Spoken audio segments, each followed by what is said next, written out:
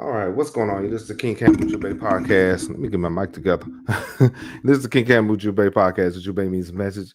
And we're going to talk about Kushite cosmos, unveiling the pantheon, the divine pantheon, and sacred mysteries of ancient Nubia. Yeah, we're about to get into it. Yeah, this is going to be fun. I hope all is well with you. My strong suggestion is that you get something right on and something right with, and we're about to get into it because yeah, this is almost the end of my summer.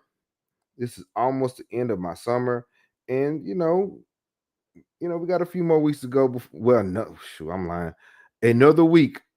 We have another week before the students return. So, yeah, we got to end this with a bang. So, but yeah, I hope all is well with you. Like I said, get something right on, something right with, and we're gonna get into it. So, this is another journey. I am excited.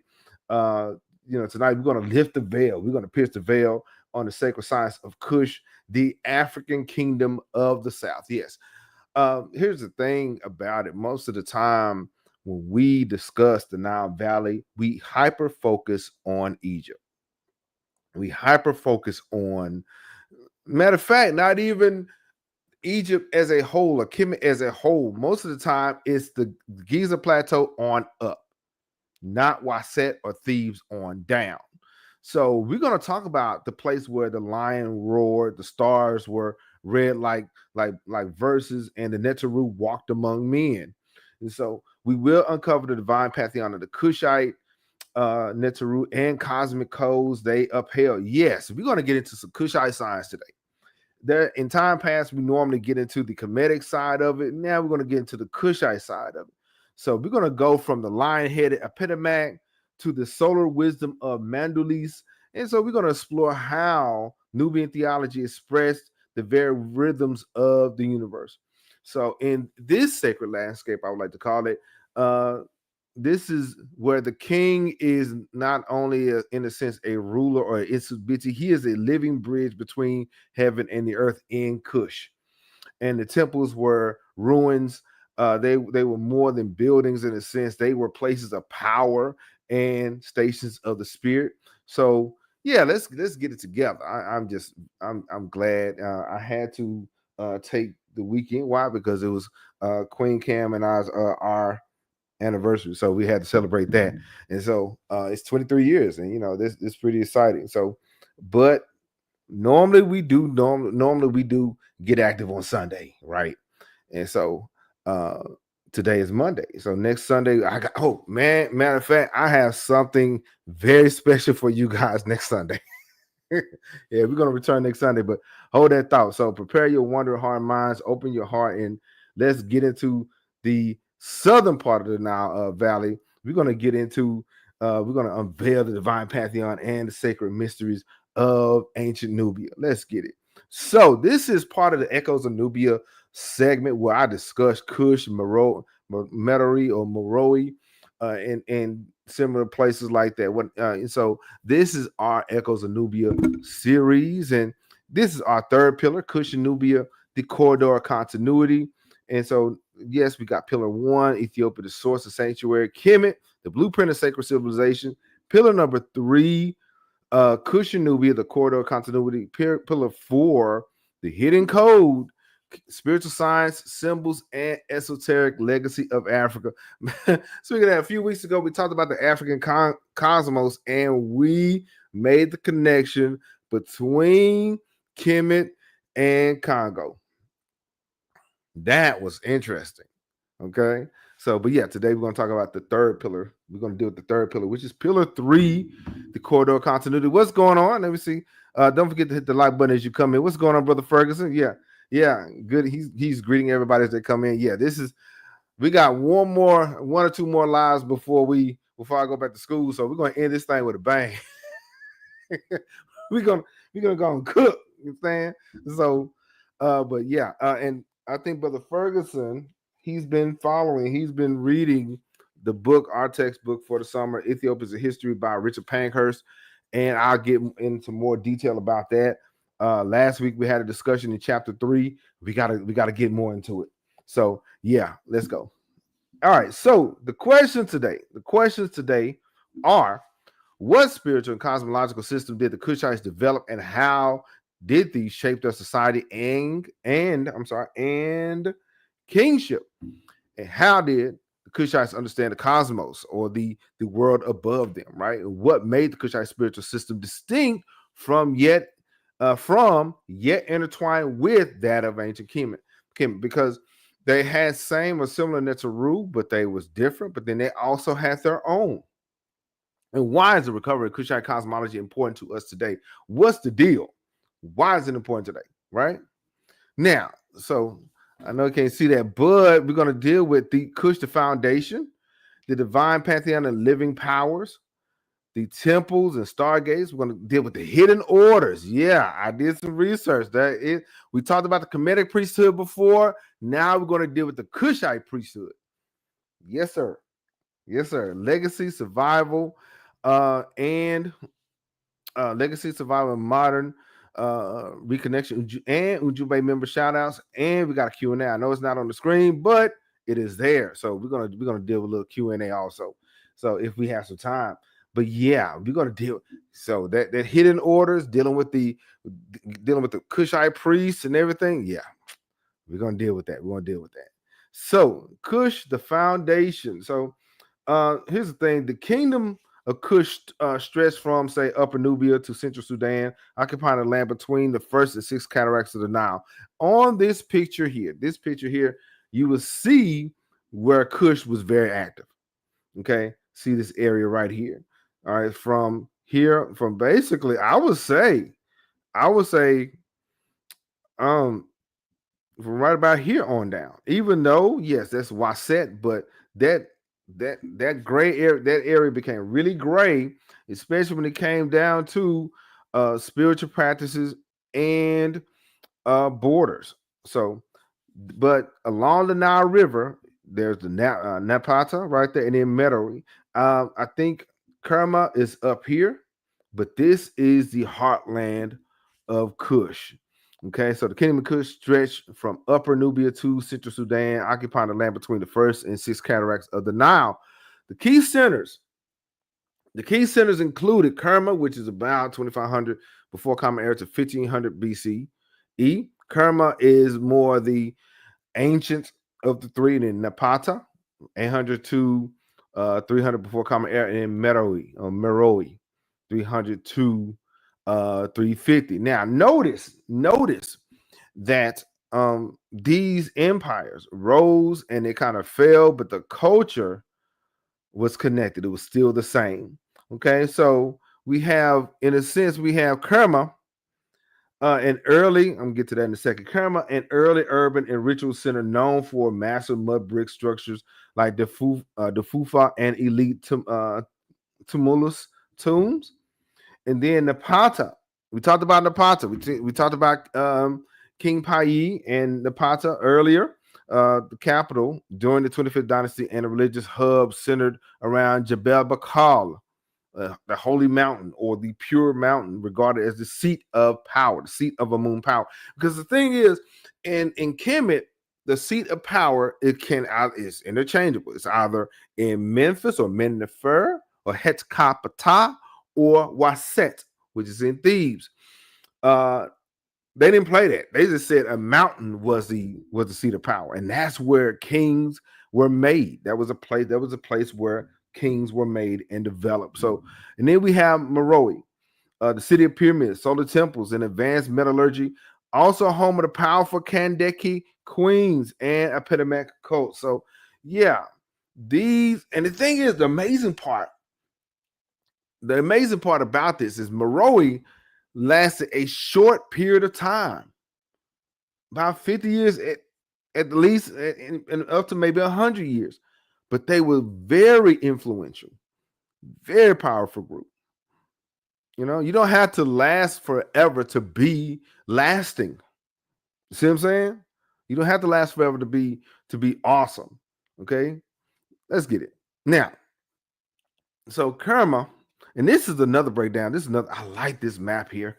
I love this. So we deal with sacred geography, included the desert highlands and lion and habits, lion habitats, the celestial rivers, which is the Nile River, celestial river seen as reflections of the divine order.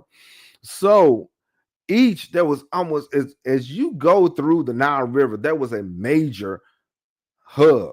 There was Kerma, Kawa, Napata, and then Meroe at the very bottom. You see what I'm saying? So, and Napata, as you can see, they had they had the most water. So, so Kerma, pre-Egyptian Kushite kingdom, which with distinct art, burial practices, and elite priesthoods.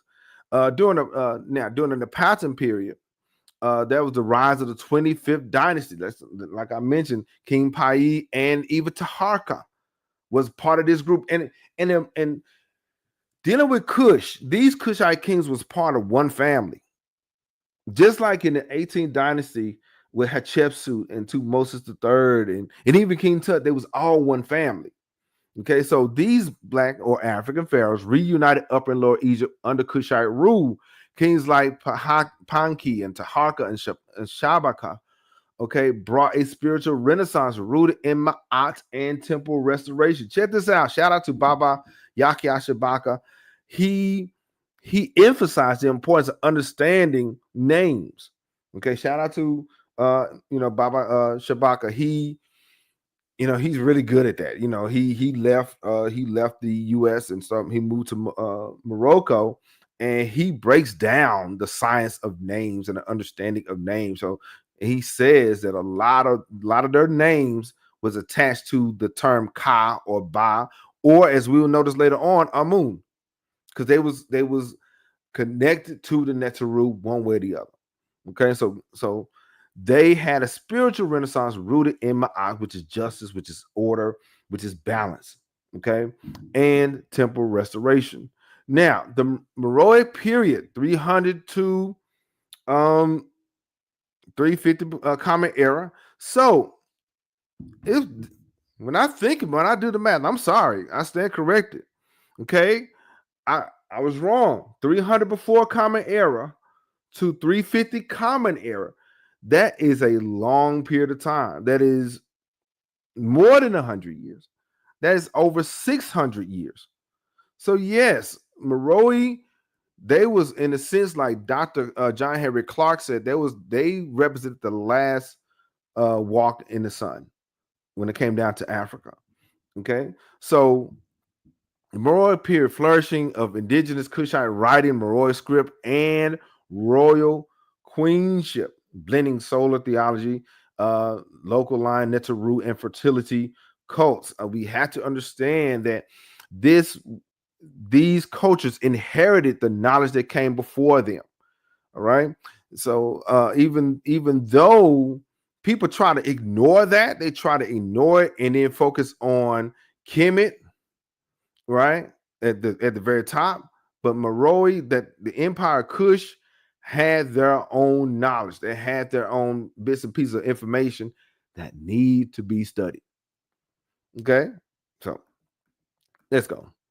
So now the religious framework or mirrors of heaven, though inspired by, say, ancient Egyptian cosmology, and some authors would like to say that they were inspired by Kemet, I would like to flip it and say Kush inspired Kemet.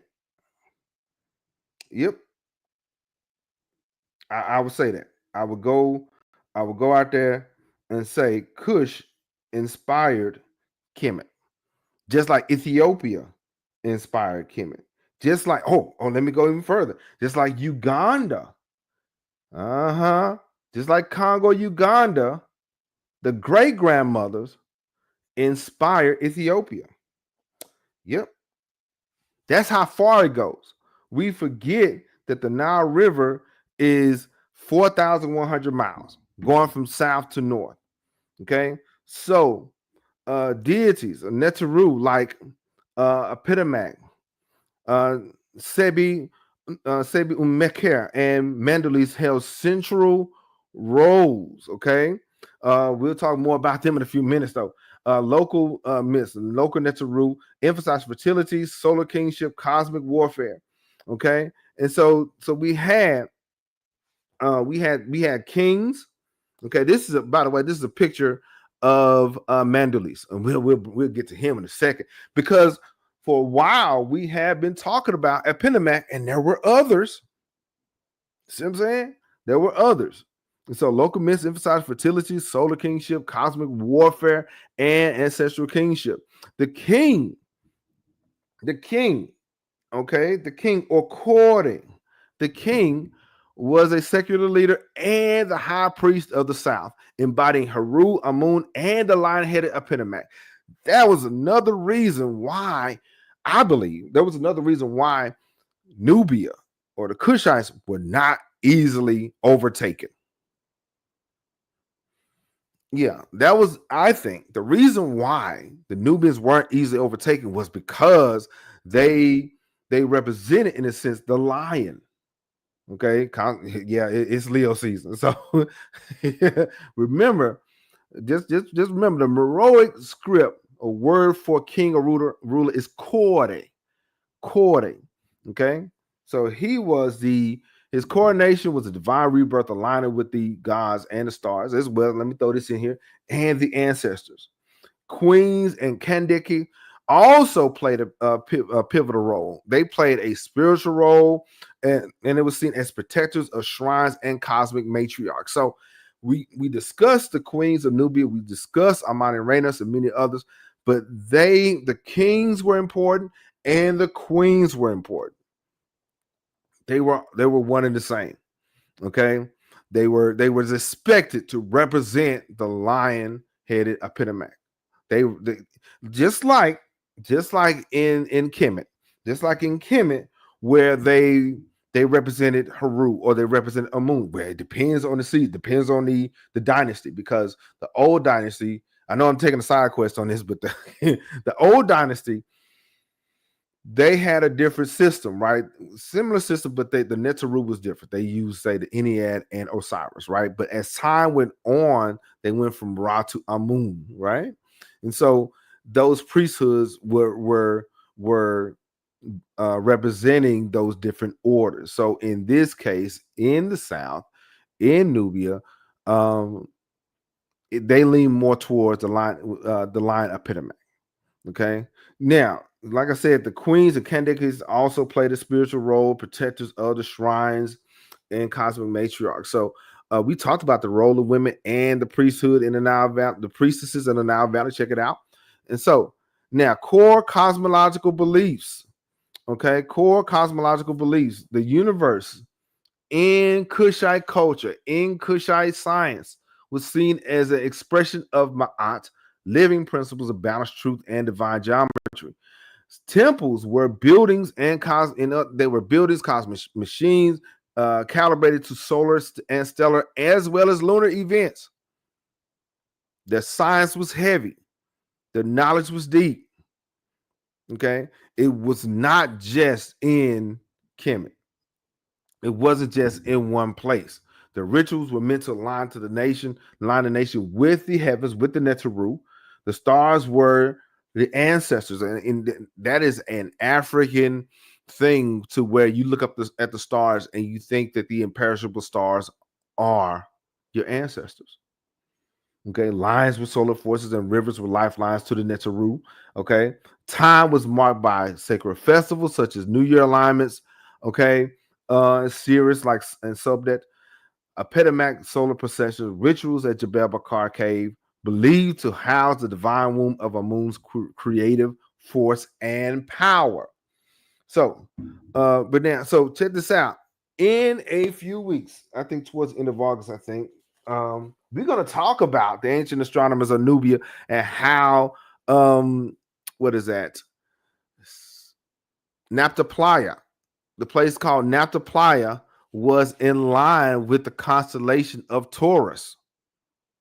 We're going to talk about that. We're going to talk about the ancient astronomers of Nubia, because yes, these were three major kingdoms, Napata, like Kerma, Napata, and Metairie, but there were some people that were there before them in the south, lining the stones up, making temples, and lining them up with major constellations such as Taurus, right? We're going to get into that. So far, if you are enjoying this content, hit the like button and subscribe for more. If you're enjoying Nile Valley culture, Nile Valley knowledge, if you enjoy Kush, if you enjoy Kemet, if you enjoy Ethiopia, like and subscribe. You know what I'm saying? Let's get it. Now, here we go. Here we go. Major Kushite deities or Netaru, divine forces of the African kingdom. Yep. So now we're at the threshold of Kushite understanding. Having laid the, in a sense, historical and spiritual foundation, let us go. Let's turn our gaze towards the divine realm itself, towards the cosmos itself, towards these sacred forces that animated these places and spaces and govern the destinies of the nations. So for the Kushites, the Netaru and the ancestors weren't distant abstractions. They weren't like mysteries or whatever. They were living presences, just like our DNA, just like we would say our ancestors are always with us, right? Because they're genetically connected to us. So the Netaru in Kush, embodied in lion forms, manifested in the sun's burning face, they can be heard in the rustle of the papyri and the hiss of the sacred serpent. These were more than myths, I guess you could say, or just forms of entertainment. They were systems of memory, energy, and governance. So we're going to go deeper into this kind of into the cosmos, deeper into the temple knowledge, into the shrines of Apedemak, Amun, Mandalis, and the fierce lioness goddess who stood at the gates of birth and death. Yeah, what were their symbols? We're going to talk about that. What forces did they regulate, and how did these Netaru embody the spiritual laws that still whisper along the Nile Valley? Because there are Swan people, and there's some people in northern Sudan that still connect to that, that still ascribe to that. I'm on TikTok, and there's some fam out there in TikTok that still push Kush and Nubia, and they're from that area. All right, so we're gonna get a little bit more, get into more detail about the Pantheon through Kushite Netaru, highlighting their spiritual functions, the temples, iconography, and mythic roles in shaping Kushite cosmology and royal ideology. Each Netaru, god or goddesses, in the sense, or energies represented or presented in bodies, in the sense, not just say a religious symbol or something that they held, but it was a cosmic principle or element or an idea woven into the governance warfare, into fertility and celestial order of Kush. So let's get to the divine pantheon right now. Yeah, we got to start it out right. Apedemak, the lion Netaru, the lion god of inner fire and sovereignty. Let me see who else is in the building. What's going on, Isu? Shout out to One Voice Africa. Shout out to the fam. And Isu is also one of our esteemed members. He says, "Greetings, my people. Much love. I really appreciate you guys for coming. Don't forget to hit the like button. Shout out to the fam. And I'm gonna say this though, Isu has his own podcast." Yes, he does. He has his own podcast. So much love to him. He goes into more the modern and Pan-African ideals and everything. I'm a historian. So but yeah, shout out to the fam. So I put him at the lion god of inner fire and sovereignty. Okay, so this was the Netaru, the lion head of a man wearing a crown, often shown wielding weapons or dominating captives. Sometimes you see him with this staff here, or sometimes you see him yoking up somebody. There was no in between. Yes, he has, as you notice, you have the Ankh in one hand, you have life in one hand, but you also had that work in the other hand. I'll give you an option. Matter of fact, if you can recall, when we discussed King Pai as he was entering Kemet, he gave them options in his victory stellar. He said, you can choose life, or you basically the living dead right now. Right? So that is a physical manifestation of the ideals of Apedemak. Okay, so yeah, he had weapons or dominating captives. There was another picture, like the Lion Temple of Naka, where he had them people yoked up. Sometimes he shows portrayed with 3 heads and 4 arms. Now, when you see him portrayed with 3 heads and multiple arms, it's representing he's the past, present, and the future at the same time. All right. So temples. Okay. Oh, well, I really appreciate it. I thank you very much. Thank you, Brother Issa. Thank you very much. Much love to the family. He gave me a super chat. I really appreciate it. Thank you very much. Thank you. You guys support, help me do what I do. Okay. Be it this StreamYard space, be it the research that I do. I really appreciate you guys' support. And thank you very much. And so, yeah, so like I said, the Lion Temple of Naka was one of his major temples. We broke that down. Mesero Wat as Sufra. These were powerful centers of Apedemak worship and veneration, both richly adorned with reliefs and knowledge. Okay, yeah. So, and now he represented controlled aggression. That was the thing. This man, Apedemak, represented controlled aggression. Right? That means I can handle this in a certain way, or I can be cool about it. Right? I can be a crash out. I can go left. Okay, but I don't have to. That's the thing. We have to learn this kind of balance. We have to learn this concept where, yeah, you are just, and most of the time dealing with this controlled aggression, y'all, dealing with this controlled aggression, it is a sense where it shows us how to handle our emotions. Right now, we as a people are a very emotionally charged group of people. Okay. And at the drop of a hat, at any given time, we ready to go in. We got to have that Haru Emaket ideology or mentality where you have the head of a man, body of a lion, or Apedemak, head of a lion, body of a man. I can do it, but I really don't have to, right? I should, but I don't. Not now, right? Controlled aggression, masculine solar energy, or divine masculine. Okay, we hear about the divine feminine a lot. Okay, but this, I believe, Apedemak represents the divine masculine in a sense, right? Divine kingship and sacred protection. Unlike Amun Ra's lofty invisibility, Apedemak is in your face. Okay. He's dynamic, he's fierce, and he's up close and personal. He plays no games, right? So he's but I'm gonna say this: he's more than say the god of war in a sense. He's also a regulator. Okay, he bridges fiery forces of the inner sun with the authority of the king.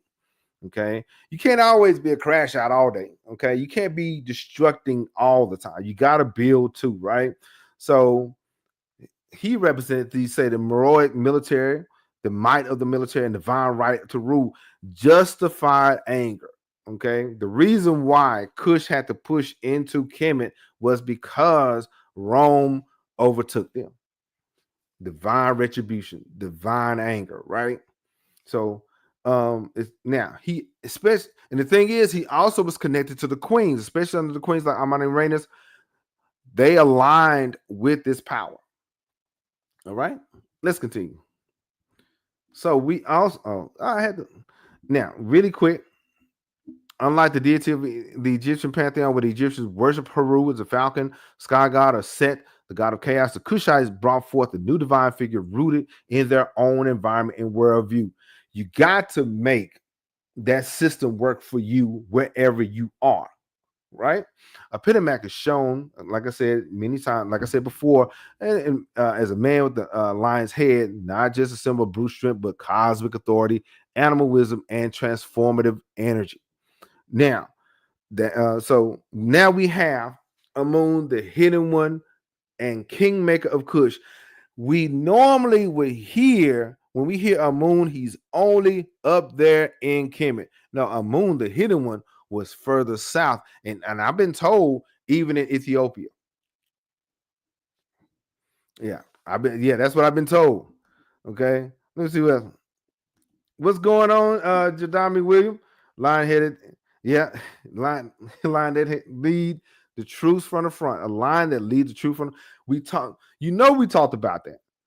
Okay, we talked about how when King Pai, I know I'm going backwards, but when King Pai, when he addressed the people, he said, "Your leaders out there are cowards, and we're gonna show them." Yeah, you could say you the king here, but you don't act like one, right? Yeah, a line that leads the troops from the front, not behind, not pointing, saying y'all go and just report back to me. No, no. Now we have Amun, the hidden one, right? Now, now I'm gonna get to that in a second. I'm gonna get to it now. Amani in Kush, the name of the word Amani in Kush became more indigenized, though adopted from Waset. Okay, and so Amun was not a colonial import, but a localized cosmic father in Nubia. Okay, what's going on? What's going on? African output. What's going on? What's going on? And remember, the place called Jebel Bakar was believed to be the physical dwelling of Amun, according to the Nubians. It's a pinnacle shaped like the serpent or the wajet, okay, viewed as divine architecture. Amani in Kush, like was more localized. So the word Amani, so for many for a while, I really thought we kind of wrestled with that. We was trying to figure out, okay, we hear the term Amani when it came down to the names of kings. So now the title, the word or title Amani in the front of the name represented a moon. So you guys guessed correctly. You guys were correct on that to assume that the name Amani was a title and it reflected the hidden one. Okay, many Kushite rulers bore the names like Taharka or Amani Tori, affirming the descent and divine approval through Amun. Yeah, so that's very important. And yes, that I'm the Holy Spirit. Yeah, force and power, right? So, now they had oracles, like just like in Kemet, they had seers down there in the south, right? And so the Neteru and the ancestors spoke through oracle statues and divine processions. Kingship was often confirmed by the movement or silence of the Amun image in response to questions of rulership. Amun as a hidden Neteru, the unseen, or Amani represented that divine order. It represented the breath behind the throne. Now, check this out. Whenever, for Brother Ferguson and Brother Mo, whenever you see the Neteru, we have a king here, right? Whenever you see a king right here and a Neteru of some kind of image or falcon or ram, this is Taharka, and the ram, this is Kafre. Not Khufu, not Menkaure. This is the builder of the second pyramid, Khafre, right? And this is Haru. This is the old kingdom here, and this is Taharka in the 25th dynasty, right? Notice the Neteru behind them. That means that God basically is saying God is behind this person here. Okay, God is embracing this person here, or God is the force and power behind this person. Okay, so we have like Amun behind Taharka, the hidden one behind him, and Ra behind Khafre. And here's another example.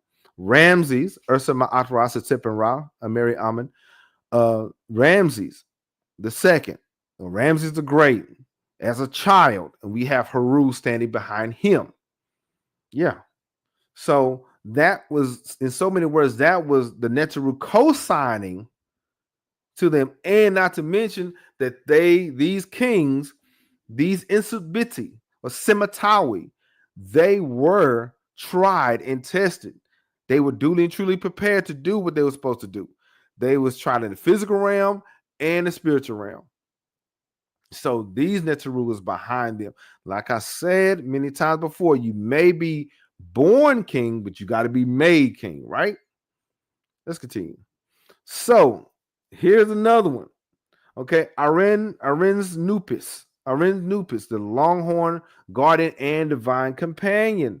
Now he's depicted. This is also in Nubia. He's depicted with the crown of tall feathers and often shown beside Aset and other Neteru. He is known as the good companion and is seen as a martial force, especially, and he represents the traveler. He represents those who are going between city to city in those desert areas.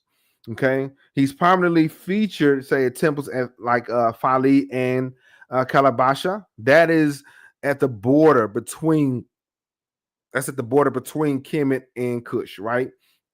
And he's also seen as a solarized warrior, as you can see, like the feathers there, linked to desert protection, standing at the threshold between chaos and cosmic order.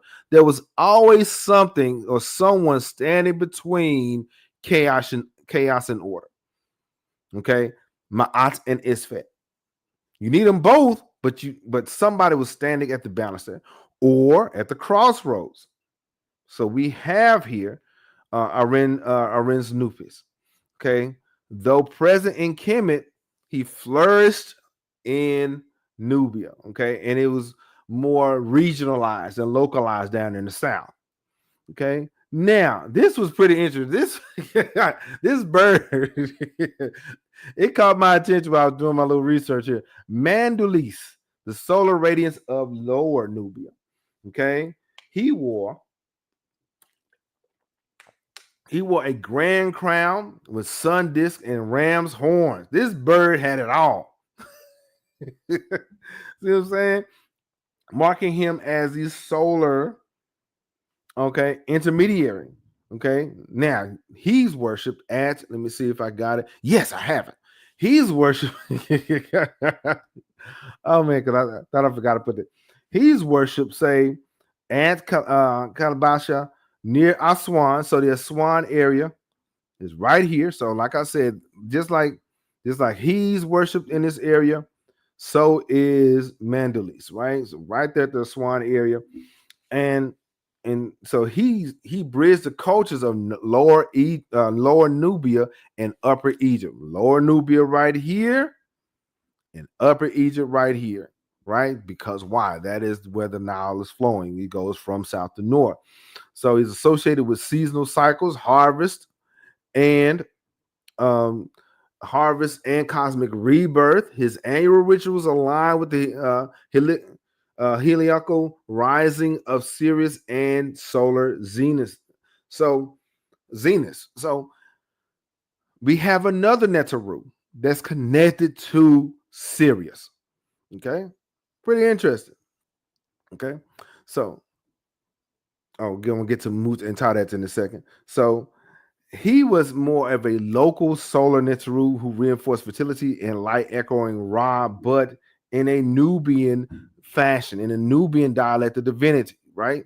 So that's Mandulis. Oh, and don't forget, we'll deal with the priesthoods too. We're gonna deal with the Kushite priesthoods in a minute. Let's get it. Mut, Maut, and Taraet, the great mothers and protectors. Now, I heard Dr. Ben, he said that Mut was not a Kemetic Neteru, and I just found out that Mut is Nubian. So, as I mentioned before, Kemet was greatly influenced by Kush. All right, let's go. So, Mut, or the divine mother, wife of Amun, Mut or Maut, was worshipped in tandem with Amun at Jebel Bakar. She had the vulture headdress, or the Nakbet, okay, the double crown of Upper and Lower Egypt, regal presence, and so she embodied cosmic motherhood, royal queenship, and maternal protection of the throne. Kushite queens, especially the Kandiks, aligned themselves with Maut to legitimize their role as maternal and maternal authority. I'm sorry. So we have Maut, or the mother, the wife of Amun. Now, in other traditions, though, I'm gonna go ahead and say, in other traditions, we have Amun and Amun et, right? Okay, so for my deep thinkers and my Kemetic scholars, yes, we have Amun and Amun et. There is a god and a goddess together, right? So, but in some of the Kushite tradition, Maut or Mut is the divine mother. Now we have Tararet, the hippopotamus, goddess of childbirth, waters, and liminality. Get this though, if you are watching for my comic book, for the people that love comics, Tararet is in Moon Knight. I'm saying, shout out to Theo B and the Rock With Me Nation. Tararet is in I think is in at the end of the season, and they're going through the duat. Yep. What's going on? What's going on, Love Child? She got them beats. She is. Let me see who's. Yeah, Love Child. Yeah, Love Child, the producer. She's awesome. If you ever want to enjoy mixtapes or some sounds to chill out to, check out. All right. So now, Tararet is depicted as a pregnant hippopotamus. Okay, with lion limbs, a crocodile tail. It represents how fierce she is, right? And she is the guardian of transitional states, birth, sleep, and dreams. She was invoked in temples and households alike, right? So we have Tararet, right? Now we have Subi, Meker, and Bess, okay, representing fertility, foundation, and household mysteries. Yeah, peace for him. Says Love Child says salute to you, King Cam. Yeah, I really appreciate it. Yeah, thank you. So now, Subi Meker, often depicted with the double plume crown and stoic guardian posture. These Netaru and Kush didn't just have a regular crown; they always had some kind of royal crown on them, letting you know that they were also royalty, just like the kings were. Okay, they were in a sense was saying, "Hey, we deserve respect, right, and deference." So he represented the god of fertility, growth, and thresholds, often placed in temple entrances. His energy was invoked to ensure abundant life and harmonious transitions. In Kush, in the Kushite science, unlike Egypt in Egypt's CBU Meker is virtually exclusive to Meroe and the South. He is only recognized and seen in Nubia, not in Kemet, where the other Netaru from time to time you will see them in Kemet, okay, especially in Upper Egypt in Waset, right? So we have Bess, okay, the dwarf Netaru of music, fertility, dreams, and protection. Now, Bess is sometimes also there. I don't have Jehudi on here, but normally from time to time you see Bess and Jehudi together. But in Nubia, Bess stands alone. I wonder why is that? I wonder why. We'll get to that. We may answer this in a second. So we have the royal. We have him. He's the god of music, fertility, dreams, and protection. They emphasize the dream world just like they focused on the real world. He was particularly venerated in households and by women. Okay, he was seen as playful, comical, yet fierce. Best, he speaks about balance. He represents balance between joy and divine shielding. Sometimes you got to be guarded. Yes, you can have a good time, but you gotta pay attention to your surroundings, right? Yeah. 23 tongue, yeah. And so, but yeah, so we'll get to the priesthoods in a second that represented them, but Bess reminds me of another group, the Batwa people. That's the reason why I believe that Bess and Nubia was standalone. It was not really connected to Tahuti. Why? Because the Batwa people were the people of the Deep South, of Congo, of Uganda. The Batwa people, in a sense, represented Bess. And to my understanding, you guys help me out. I was told that the Batwa people had the most ancient and sacred sciences in African cosmology. Yeah. So the people of Batwa, people of Europe would disrespectfully call them pygmies. We don't do that. We call them as they are, the Batwa people. Okay. And so, yes, they came from It came from the Congo area, and you see the Nile right here, the point of the Nile going up. This is where they are. Okay. And so far, I know you can't see this, but so far we talked about the divine pantheon, the temples, stargates. Yeah, we're about to get into a little bit of we're about to get into the temples, stargates, and the hidden orders and the Kushite priesthood. We're gonna get to that in a second. Yeah. So yeah, Bess is always sticking out his tongue. Yeah, he always making fun of somebody. So we're gonna also talk about legacy, survival, modern reconnection, and Jubei member shout outs and special shout outs and Q&A if we got time, right? Because here's why. This is really quick. This is like this week and last week was our first time coming back as teachers. So it kind of threw my pacing off. And so I'm normally we have an extended Q&A and things like that. We may or may not have the time for that, but I do want to talk to the fam and get into it, because next week we will be going back where school officially starts at the high school. So yeah, so let's get it. The temples and stargates. Now, Jebel Bakar, the holy mountain, okay, was seen as the earthly dwelling of the god Amun, right? Rising dramatically from the desert floor, its sandstone peak bears a natural spire resembling the rearing cobra, the Wajet or Uraeus, okay, a symbol of divine kingship and protection. This striking formation reinforced the mountain status as a divine throne for the Neteru, right? This was the place where the kings and the Neteru, in a sense, connected.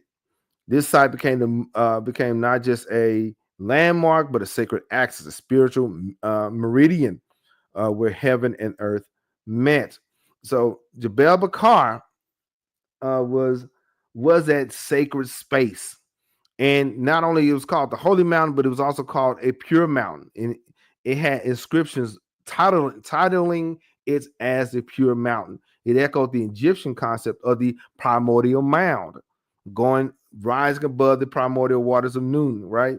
And so the sacred hill that emerged from the chaotic waters. And so at the beginning of time, the Zep Tepe, okay, its naturally carved pinnacle resembled the Wajet. The caves in the mountain were seen as divine wombs, symbolizing death, gestation, and rebirth. There was always, when it came down to an initiation process in Kush or Kemet, there was always some kind of death and resurrection or death and rebirth, connecting the mountain to feminine cosmic cycles.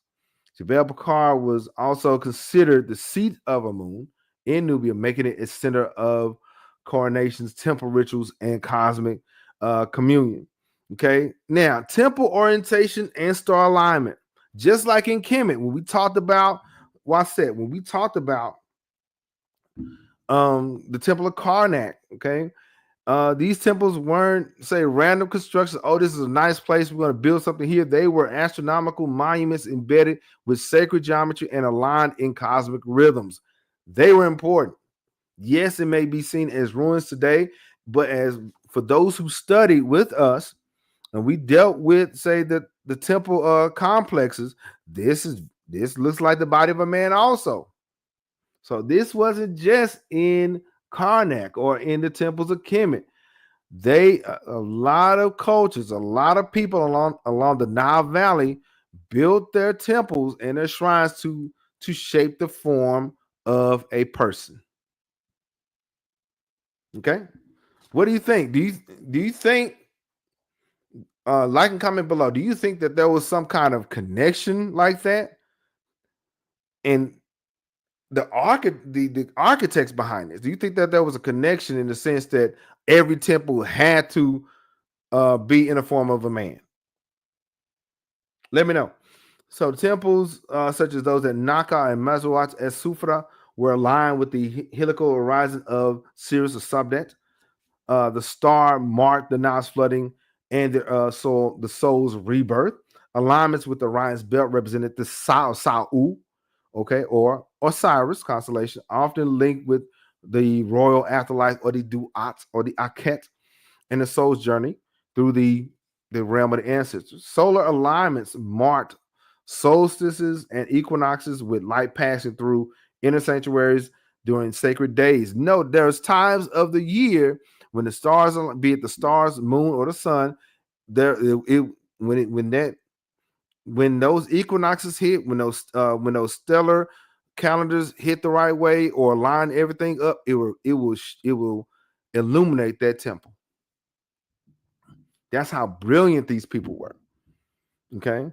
And they were activating statues and inscriptions with divine illumination. So this is also during the times where the priests and the priesthoods were duly initiated, right? These temples acted as calendars, tracking solar and lunar cycles, and structured the entire religious year, festivals, sacrifices, and new moon rites, all coordinated with celestial events. So, like I said, we discussed temple complexes. So we discussed that. So when we're done discussing temple complexes. Check it out. But yeah, here's another. These are some temples here in Nubia. This is at Jabal Bakar, and this is at the Lion Temple of Naka. Okay, and of course, this is I just can't help but notice this is the Temple of Karnak or the Temple of Waset. Notice there is a similarity between the Kemetic temples of in Waset and Nubia. Okay. All right. Now, so yeah, like I said, we talked about temple complexes and the majestic gateway from Karnak to Hatshepsut's divine blueprint. Check it out when you get a chance. All right, but let's go. Cosmic symbolism in Kushite sacred art. Art imitates life, right? Every motif carved into stone had cosmic power. Each animal, each element linked to a divine principle, right? So we had like lions symbolize solar ferocity, kingship, and divine will. For example, and they were used in temples like Lion's Temple of Naka, and the invocation of it was in a sense where you drew those animals, you was trying to invoke that power. You're trying to get that power to show up for whatever reason. And we also had serpents that represented fertility, time, and eternal regeneration. Coiled serpents were also seen as protectors of sacred energy, often flanking gates or thrones. Why? Why is that? Why would a serpent, okay, would be flanking a throne? Is I think, correct me if I'm wrong. Peace, fam? Tiaka, what's going on, fam? All right.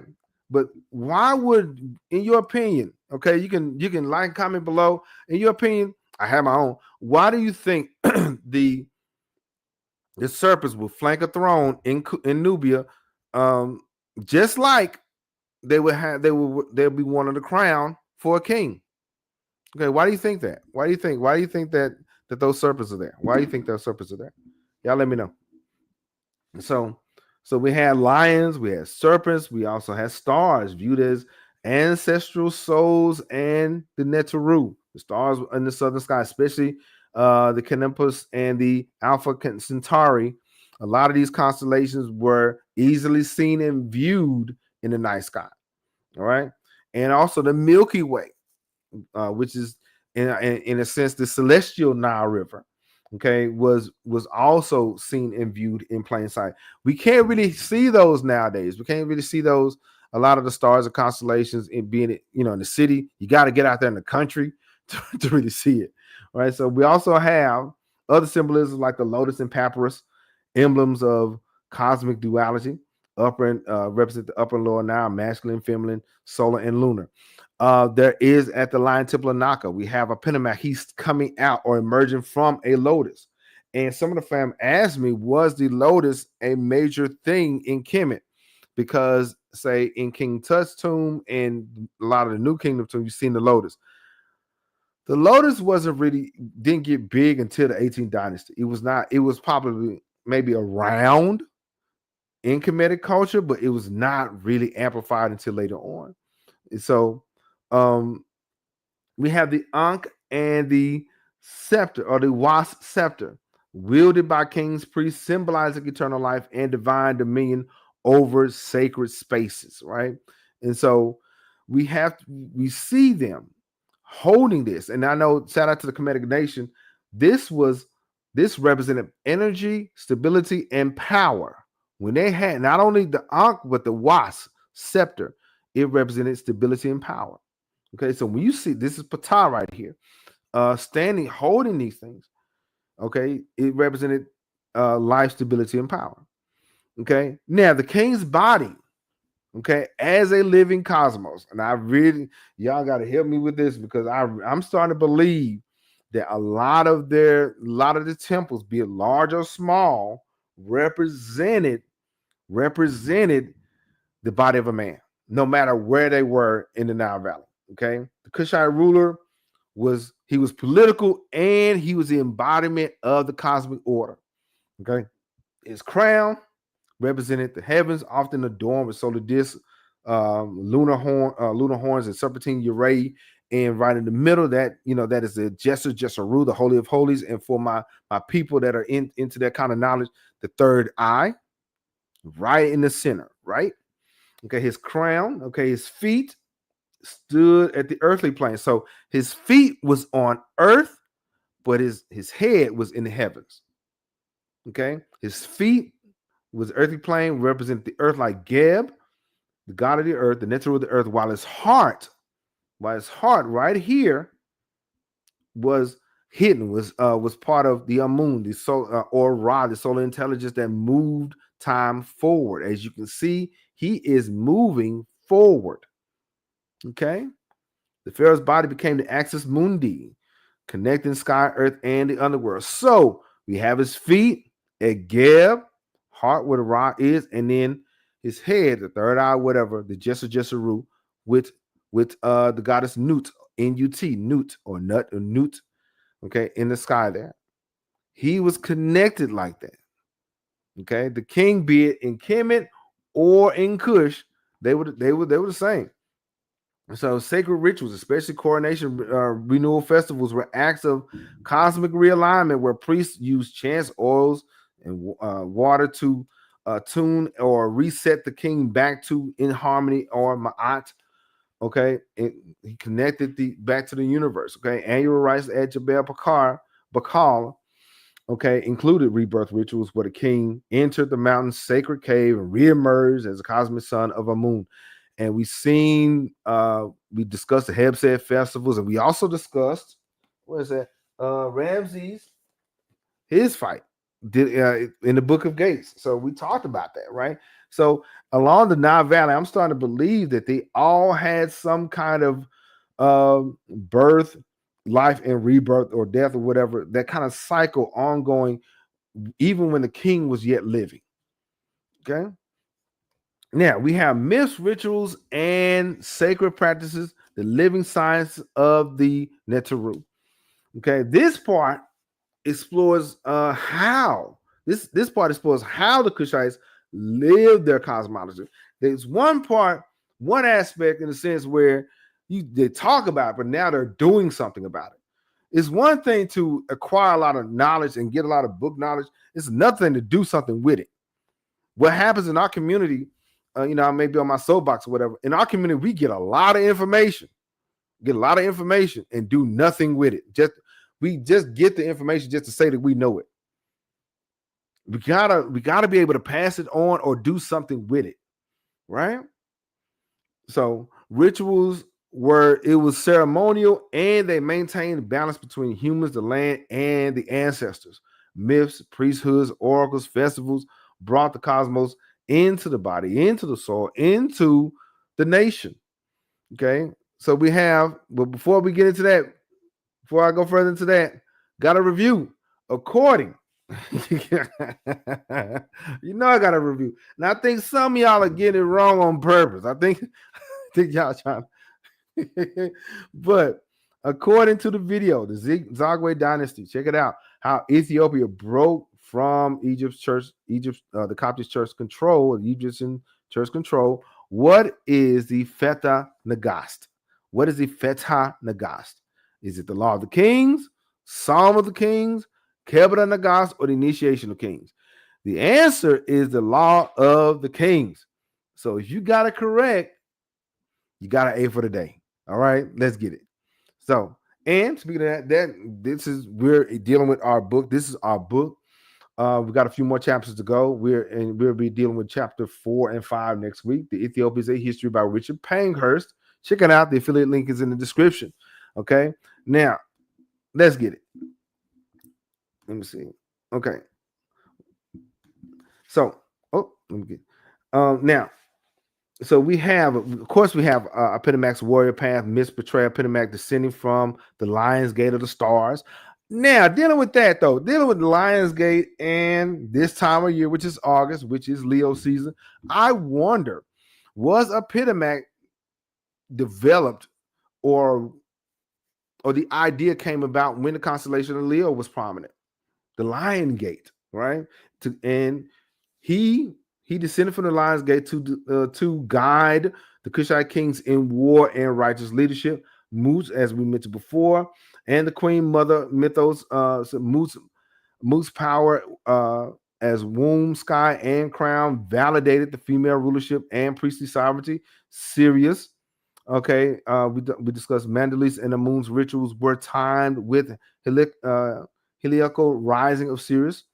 And so they also had sacred rites and I'm gonna get to that second. Sacred rites and protocols, divine processions where God statues were carried across the temple courtyard. So they also had offerings where gold, incense, beer, sorghum, and carvings were given in daily rites to honor the energy of a deity or the ancestors. Because Kushite culture is African culture, and in most African spaces, they have a space for the ancestors, right? So the king was chief priest and worked alongside sanctified clergy and that sacred energy.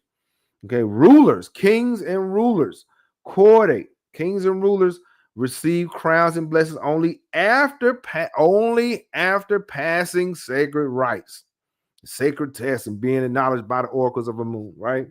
So this is how they did it. They had foundational myths dealing with Apedemak.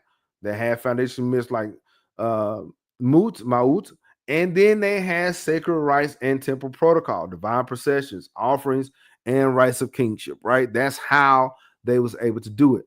Now, okay, we dealt with divine pantheon, the temples, and here we go. The hidden orders, all right? The hidden orders, the Kushite priesthoods. Yeah, here we go. But we're going to deal with the hidden orders of Kushite priesthood. Here it is. But before we get into that, I got a question. I got a question for the family. Morning sage and meditation or late night candle and journaling? Like and comment below. Would you rather? Are you a morning person? And if you are a morning person, do you spend the time, meditating, reflecting? Or are you a night person? Okay, well, you like candles and journal or whatever, write things down and things like that. Like and comment below. Let me know. Are you a morning person where you have your sage going or meditation going, or are you a late night person? Like and comment below. Now, the hidden orders of Kushite priesthoods. Now, while specific titles varied, priests were known by ranks such as, here's some examples: Chief of Secrets of Amun, the Hemnetertepi in Amun,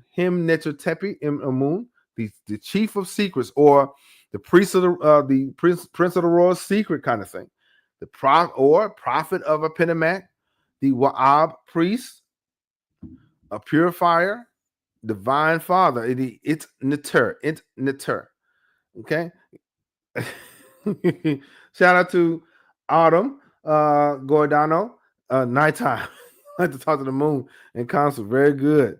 Yeah, I think I'm not really a morning person. I don't think. But Brother Ferguson said he is a morning person. Man. All right, let's go. Oh, to Arca said a little bit of both. Okay, so you're a noon person. You're right there at 12. Yeah. All right.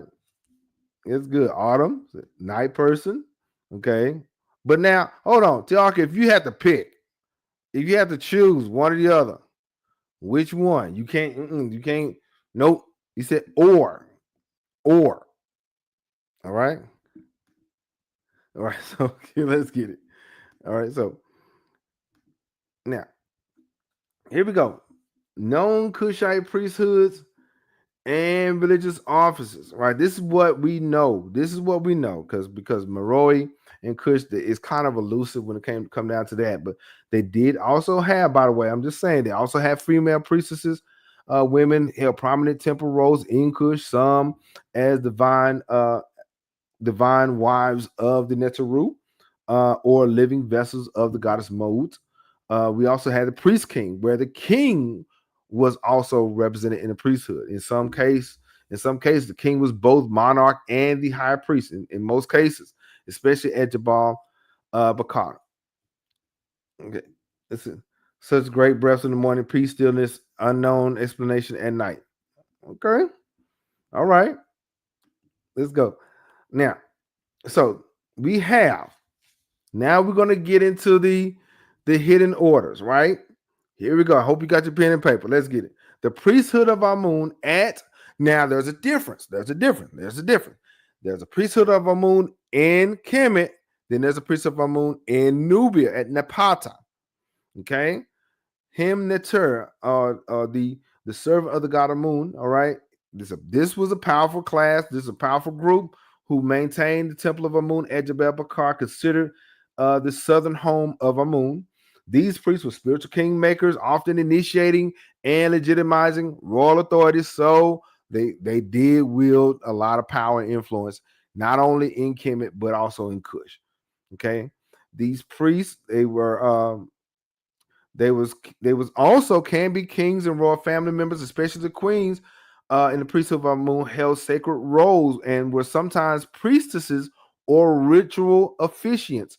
So the priesthood, there are times in Kemet where the priesthood was separate, but in Kush or in Nubia, they were intertwined with the kings and queens of Nubia.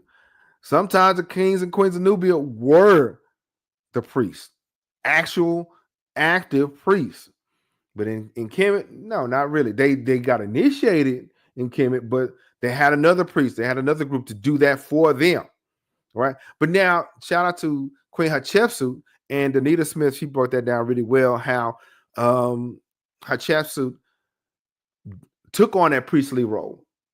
Okay. As she was building the temple, her mortuary temple at El Bahari, or the Jesaru. So this priesthood oversaw ritual processions, oracles, and divine communication akin to the Waset or Theban priesthoods in Kemet. They were similar. Okay, they were, but even though they kind of communicated and worked with each other, Kush, they had something different going. Okay, so that's the priesthood of Amun, very powerful, very influential. We also had the priesthood of Apedemak at Naka or Mesawat as Sufra. Okay, local priesthoods developed to serve Apedemak, the lion-headed Neteru, the god of war, the war god of Kush. So, but the difference, we didn't know. We knew that there was a Neteru, right? But we knew if there was a Neteru or a deity, there was a priesthood, right? We don't know the actual names, so we just say the priesthood of Apedemak, right? Titles not clearly recorded, but functionally, they were warrior priests and ritual protectors. I would like to believe, though, that they were connected to the Magi. I really think you guys help me with that. I think that the Magi was Team Apedemak. I really think so. Y'all let me know.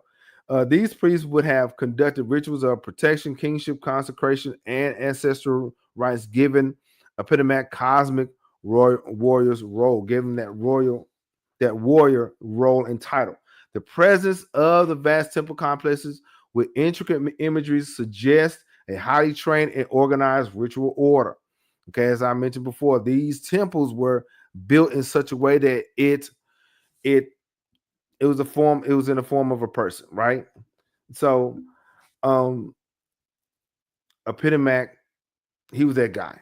I think in Kush, I know we had Amun, right? I know that, but Apedemak, I think he was that dude. I think so. Okay. So now we have the priests of the royal cults or the divine kingship. The kings, like I said, was very connected to the priesthood. If anything, they were priests themselves, like really active, right? So the king himself was often seen as a divine figure, and temples had priesthoods devoted to maintaining his divinity and funerary rites. These cults parallel Egyptian priesthoods of the Ka, or the life force. Shout out to Baba Yahya Sabaka. I'm gonna try to bring him on. He's going to explain the symbolism of the Ka and the Ba for us. Okay, I got to work with that. And so these groups parallel with the Egyptian priesthoods of the Ka, responsible for daily offerings and ancestral rites. You see in Kemet, those along the walls, you see there's images of them giving offerings there. That was that group. Okay, they were the priesthood of the Ka. They tried to make sure that the ancestor was always fed or was always pleased, right? And of course, we have the priestesses of Amun and of we have priestesses of Amun and Maut. Amut, the royal women, especially the queens of Nubia, were often connected to Amun, right? Like the Egyptian sense of God's wife of Amun, Kushite priestesses may have served in temple rituals, fertility rites, and state ceremonies. These roles were both spiritual and political, bridging matrilineal legitimacy and divine authority. Priesthood. So we have the priestesses of Amun and Mut. Remember, Mut was that lady in Nubia. Okay, she was important. Okay, now priesthoods of Mandulis, Aden, Snoopis, and Sibiu Meker and Best. The rest of the pantheon. These deities often have regional cult centers, just like the 40 plus gnomes in Kemet. Each one of them had their own Netzeru there. Okay, like one gnome may have been Baptist, another one may have been Kojic or whatever. Very similar style in Kush, where each area had had more leanings towards one group and not another. So these deities often had regional. These deities here often was more regional and was less centralized, like the priesthood of Apedemak. Manduli's temple and Calabasha, Lower Nubia, had a active priesthood with solar and renewal rituals. Sibiu Mecca and Best were associated with fertility, household blessings, and initiation rites. So Best and them, they were more family. They would be seen in like a family's home, right? And also they was connected to initiation rites. The priest may have functioned more locally, like the neighborhood person, the neighborhood priest, or sage, or they may have been a midwife, right? Then we have the oracles. Okay, we have the seers. Okay, dream incubation and vision practices. So we have the oracles of Amun. Okay, statues in a sense would give a yes or no answers through movement or through some kind of sign. Many historical decisions, including war and coronation, were made via these divine approvals. They would fast, they would study, they would read, they would pray, and if there was a sign by that pillar or by that statue of a moon, if they got that vision, they would go forward. They also had dream temples. Okay, dream temples had chambers for incubation. People would sleep there to receive divine vision or healing insights. There are chambers, sacred chambers in temples where you would get into that spiritual space. Okay. There are secret chambers in and around temples in Kemet and Nubia where that is done. Okay. And then there's, of course, astral rituals, sacred timing of rituals, especially related to the nighttime or to lunar phases and Sirius, were overseen by the keeper of the hours who mastered celestial clocks. The keeper of the hours were the ones that were there and active at night. They had the people during the day, and they had the priesthood at night. The Nubian temples were such as those at Napata and Meroe hosted many. They had many festivals, and They were connected to the ancestors, and they was looking that the ancestor would speak through the priests during these processions. These priests interpreted omens, astrological signs, and dreams. It was basically part of the tradition. Okay, the tradition of, say, prophetic guidance and governance. Okay, and here it is: cosmology as daily practice. Okay, spiritual. They was connected to Ma'at just like Kemet was. The king's reign was judged by how well he upheld Ma'at. Okay, this like Ma'at was seen and understood further south, even into, say, Ethiopia. Okay, so this was not just a Kemetic thing, but it was a Kushite thing, also rooted in balanced rain cycles, military success, and temple harmony. Right, divine geography, sacred lakes. They had sacred lakes, mountains, lions, and palms weren't. It wasn't just something pretty to see, but it was connected to the spirit world and required daily attention. Just like the family in the Yoruba land, they have sacred groves and sacred trees that was connected to the ancestors, right? So, yeah, there are some similarities. So, but before I get to that, hold on. So, this in a nutshell, we have the high temple priest, the priest of Amun. There was the head nature Amun, the Amun that was associated with the Amun of Jebel Bakar, the warrior priest that was connected to Apedemak, the royal priesthood or the royal court priest that was Himka or the divine kingship, the oracles they was connected to Amun, the solar priest most of the time was connected to the priest of Mandulis. Okay, fertility or household and protection that was connected to Bes and Sibiu Mekher, right? And of course, priestesses, queenship was connected to Amun and Maut, right? So there were some similarities, right? You've seen the similarities between, say, Kemet and Kush, but shout out to the fam, Tianis Tilleman. He said, I hope you do one on how Nigeria is connected to Kemet. Well, we may have to have that discussion because we discussed how Kemet and Congo was connected. What about Nigeria? We may have to get into that conversation. Because the Nile Valley culture was not an isolated situation. We're gonna have to get into that. We have to get into that because we talked about the African cosmos and how Kemet and Congo connected, but that's new. I'm gonna have to do my homework on that. But if you want to know more about that, if you want to find out about that, hit that subscribe button. Let's go. So, legacy, survival, and modern reconnection, right? So, basically, as we deal with ancient Kush, as we journey through this sacred science, the spiritual science, we basically turn our gaze to say legacy, how this sacred knowledge survived conquest, colonialism, and time itself. What happens when priesthoods fall silent and temples turn to dust? Do the codes vanish, or do they sleep beneath the soil, or do they transfer? Energies transfer, right? So when it came down to the destruction and preservation of Nubia, after the kingdom of Meroe or Meroe, this was the 350 Common Era. Then we had the church, right? In the 4th century Common Era, Nubia gradually embraced Christianity under King Azana of Aksum, under the Aksumite influence, reshaping the spiritual life. Now, shout out to Infodisi to Hutimas. He does a pretty good discussion as to how that transfer happened. There were priests of Amun even up until the Christian era and even beyond that a little bit.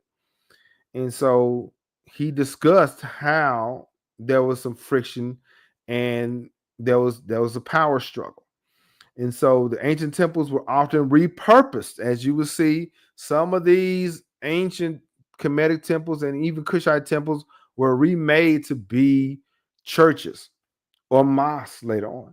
The old Neteru were veiled, but traces remain beneath murals, or some of them were rebranded. Okay.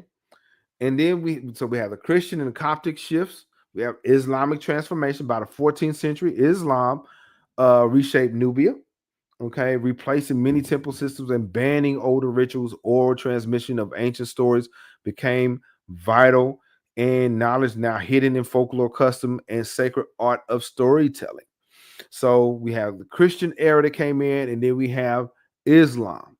Okay. Now, then we have, of course, imperialism and colonialism. European colonizers and archaeologists classify Kushite remains as lesser Egyptian. They kind of wrote off wrote off Kush as not important, okay, ignoring or downplaying their distinct contributions. Many temples were looted, sacred sites flooded.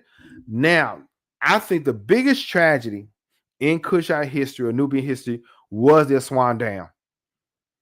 Okay, it submerged parts of Nubia in the 20th century, sacred places. All these things were flooded, and I think Anthony Broder mentioned that there was some artifacts that connected Kemet to Nubia in the pre-dynastic era. So, but dealing with colonial erasure and looting, so sacred geometry, God's names and voices of priests were intentionally silenced in museums and reports. So they ignored the Kushites. They ignored them. Okay. Then we have, I'm sorry, we already got that. So then this is one of the pyramids in Meroe. Notice how they're in shambles. These are the sacred places where the ancestors of Nubia were buried.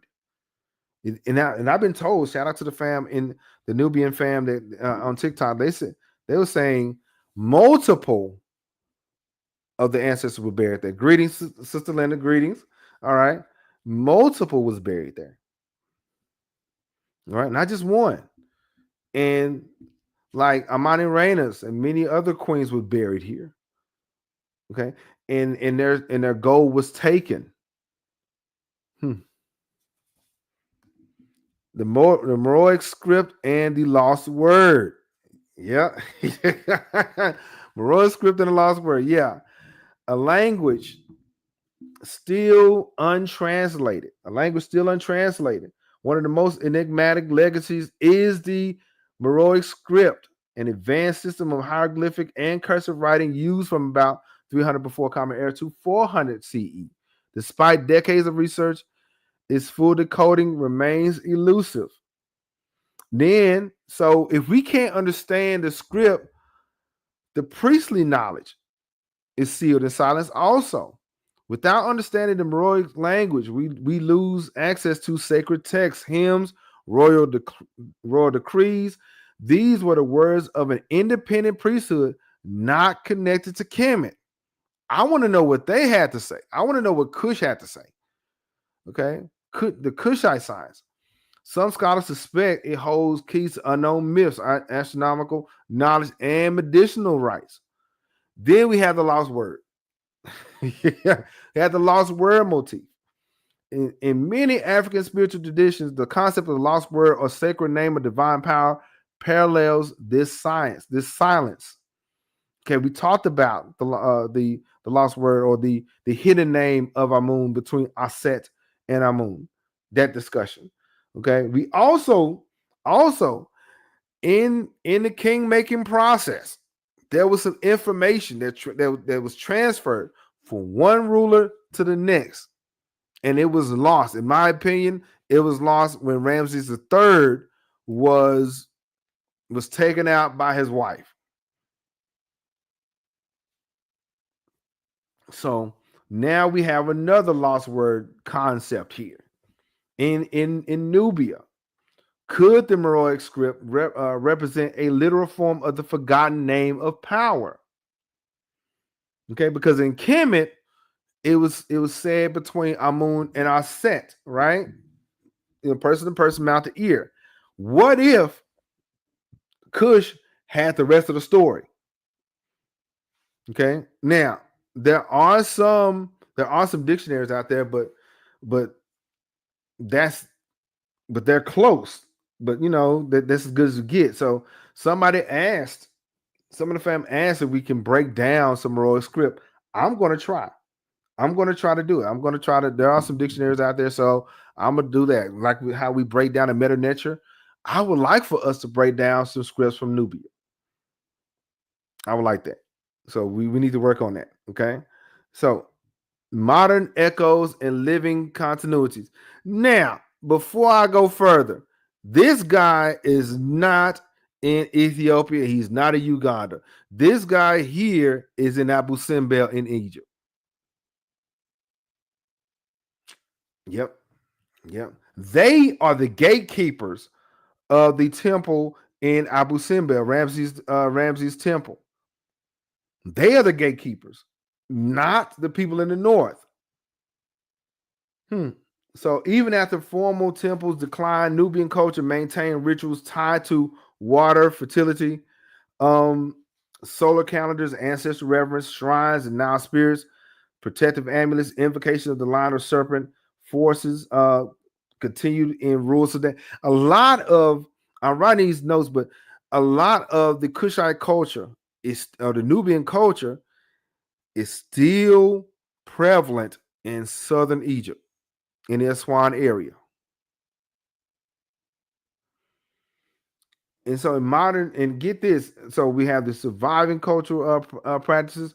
Then we have the cultural rebirth in Ethiopia and Sudan. There is a renaissance of Kushite and Nubian culture in these areas. In modern Ethiopia, especially among the Beta Israel or Falash communities, the Orthodox traditions, fragments of older Kushite cosmology appear in festivals and temple liturgy. And so thankfully, there is a resurgence or reemergence of Kushite culture south of Egypt. Okay. I can't stress this enough, but I got to go there. Nubians and King Tut. I'm going to have that conversation because these people were with Howard Carter when he found or discovered King Tut's tomb, right? I would like to believe they were the ones that gave him the knowledge, that told him what these were. Remember, this is 1922 under Kemet, and Nubia was under European rule. So they, in a sense, had no choice. They either tell them or get unalived, right? So I believe in 1922, the people of Nubia, or the Aswan people, the original people, the indigenous people of Kemet, taught them the knowledge. And we're going to have that conversation. I think that we should make an episode of that. If you guys want me to make an episode discussing the Nubians and King Tut, you type King Tut in the comments, or if you listen to the replay, type King Tut. You understand me? Because I've been playing with that idea for like the last couple of years. Y'all let me know. So what are we to do? We are to reclaim that. We are to reclaim that sacred science, that sacred space, right? And so we got to get back to that sovereignty, right?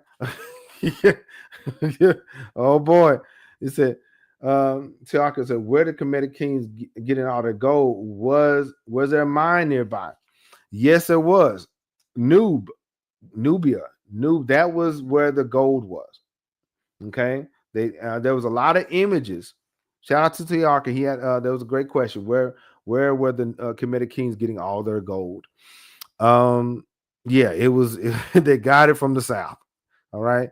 And there's a lot of illustrations of Nubians with rings and mounds, like plates of gold during the trading. They traded gold for salt, they traded gold for something else. Yes, they got it from Nubia and Ethiopia, but most especially Nubia. Okay. Yeah, that was a good question though. Tiarka trying to do this Q&A. He trying to jump the gun with the Q&A. You understand? Yeah. Oh. Isu saying Tut. Oh boy. What's going on, Miss Blue? King Tut. Yeah, this thing, I mean, it has been ruminating in the back of my mind for like the last few years. We're gonna have to. Will there be another? Okay, if you want me to talk about the connection between the Nubians and King Tut, put King Tut in there, because I think they were the ones that really gave Howard Carter information. Because in my opinion, Howard Carter was a failed archaeologist. He was struggling, and he needed this. I'm in my humble opinion, if I'm wrong, comment it. But yeah, so there was a global impact when it came down to Kush, the symbol of African sovereignty and royalty. We talking about the 25th dynasty of Kushite pharaohs such as Paid and Taharqa. They became power symbols. And matter of fact, they represented a more of a pan-African view. Their image as righteous African kings reclaiming Egypt from chaos, from Rome, resonated deeply, I think, during the 20th century, even now. Okay. And they used Kush and Nubia in liberation art and discussions. Marcus Garvey and the UNIA referenced Kushite legacy as proof of Black divine kingship. Up you mighty race, Organizations like the NOI, the Nation of Islam, and many others drew upon Kushite lineage to challenge Eurocentric histories. The lion iconography of Apedemak became a powerful emblem in Sudanese and African liberation. It was an African liberation visual. It was a symbol of African liberation. Okay, so yeah, to separate Nubia from Kemet, or to separate Ethiopia from Kemet, you're stripping away the Nile Valley culture and heritage, right? So reclaiming the sacred science. Here, we have to be okay with acknowledging and respecting our own scholars. Okay, historians, archaeologists, griots, and spiritualists have worked tirelessly from the 20th century all the way up to uncover and to reveal to us Kushite mysteries. I told you guys, I did not know anything about Kush until I went to Paul Quinn College in Dallas. I knew nothing about Moreau until I went to Paul Quinn. And it was in 2004, 2005. That was when I found out there was more pyramids in Nubia than there were in Kemet. Yeah. Tiarka is saying way more Kemetic cultural structures in Sudan than anywhere else. These are facts. Yeah. And so we got to reclaim that. We got to own that. Okay. So in owning Kush, we gotta give deference and respect to our scholars like Dr. Ben, Dr. Shekin Chajup, Dr. Ivan Van Sertima, John Henry Clark, Anthony Broder, and so many others. They talked about Sudan. They wrote it down. And the thing is, they call these people our leaders, our teachers. They say they're working under a pseudoscience.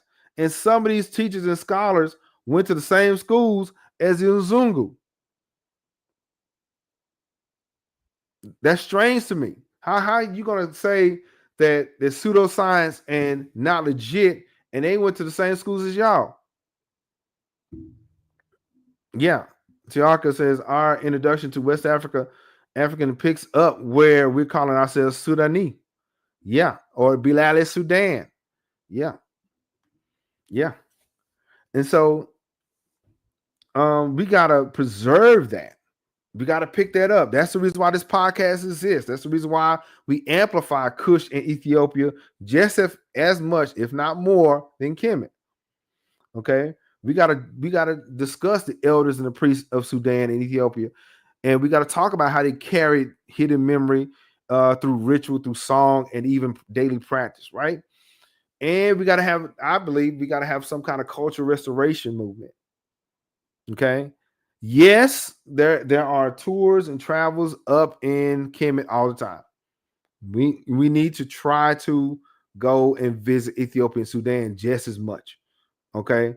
I think it starts with the music, right? Revival, tradition, music, crafts, and metallurgy. We got to talk about that. We got to talk about those tourism, spiritual tourism, and pilgrimages to sites like Jebel Bakar, to the pyramids of Meroe.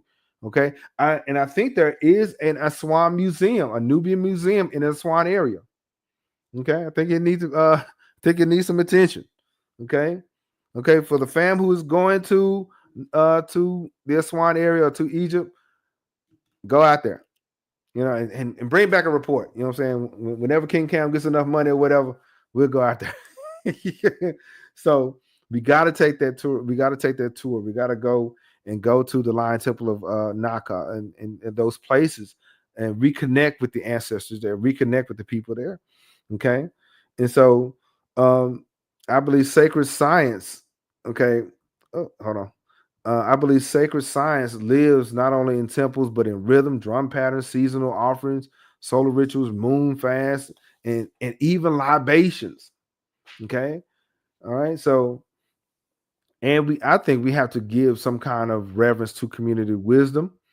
Uh, in the diaspora from the black communities, black churches to traditional African spiritual houses to communities spaces, we got to model what we want to see. We cannot expect the world to respect or revere what we're doing if we don't do it, right? We gotta show ma'at. We gotta show some kind of balance. We gotta show some kind of connection, even when the world don't. Okay, and we gotta reclaim that identity.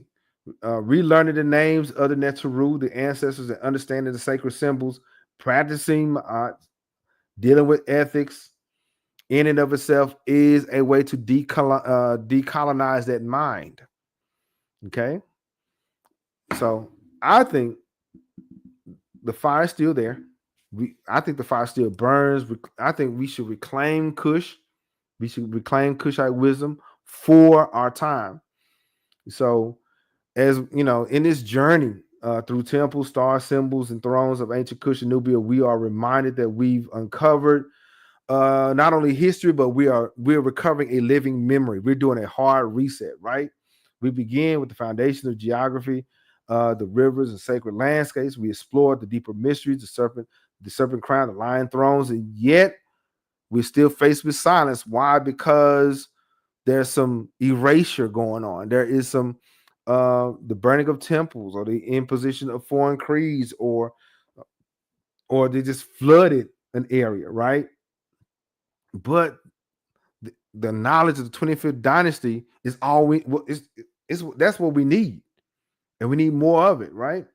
And so, even though they tried to erase it, I believe the fire still burns for Nubia. And then we got Ethiopia, in Ethiopia's highlands, and the chance of Nubian elders, the wisdom of our black scholars, our spiritualists, men and women. Okay, I believe Kush still lives. Okay, the Meroe script may remain untranslated, but not for long. I think somebody's going to get that. Somebody's going to pick it up. Okay, I believe we on the Ujumbe podcast, King Cam Ujumbe podcast, we are that continuation of that sacred science. Okay, we are that continuation. And every act of remembrance, reverence, and ritual, we reclaim it. Okay, so we got to deal with the fact that Kush is the mother and embrace Kush as the mother, and Ethiopia is the grandmother. So we got to walk forward, not just say it's tourists, but of people that belong there. Okay, not just tourists, but heirs to this cosmic kingdom, this cosmic order. Okay, so that's Kushite Cosmos unveiling the divine pantheon and sacred mysteries of ancient Nubia. Yeah, this was the Echoes of Nubia segment right here. And let me see. Guess what? Somebody asked, I think Brother Mo, I think he's absent. But get this though. We're gonna talk about this. We're gonna talk about the celestial kingship. We're going to talk about next Sunday. Here it is. We're going to talk about the celestial kingship and divine ferocity, the Great Sphinx, Sekhmet, and the constellation of Leo next Sunday. We're going to do that. Because Brother Mo asked the question, is there a connection between kings, the Heru and Maket, and the constellation of Leo? We're going to get with that. We're going to deal with that next Sunday. Yeah.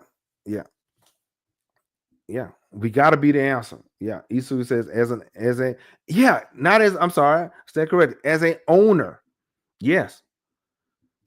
Tiaka says in every corner of Africa, culture is consistent. The veneration of the Nagay or the Nagus, right? Yeah. So yeah, we're gonna get with this celestial kingship and divine ferocity next Sunday. I know we normally do things on Sunday, but tonight was different. And here's the thing: when I read stuff, I find out about other things, right? Yeah, I'm sorry, my fault. Negate a cow. Very good. I'm sorry. All right. The twin sphinx mystery. We're gonna get into some. We're gonna get into a little bit of esoteric, a little bit of sacred science right there. When we talk about the twin sphinx mystery or the two Heru and Maket. Why? Because Tutmosis the fourth on it still had two sphinxes there, and we know that we see one. We're gonna get into that. There's two. This is like the second or third time when I read about this. So in August, okay, in this month, okay, we're going to deal with the Sphinx when it comes down to celestial kingship and Sekhmet and the twin sphinxes. Yeah. We're going to get into that. We're going to at this point, we're in this thing now. So of course, we got some books. Wonderful Ethiopians of the Ancient Kushite Empire. This book triggered everything. This one took everybody over the edge. Black Genesis, the prehistoric origins of ancient Egypt, which points to Nubia. Okay, and the Kingdom of Kush. This is for the fam. We got the Ethiopians, a history. This is what we on. But I think the Kingdom of Kush will be our next book. I may have to talk to Ujumbe members to see what they think. What's going on?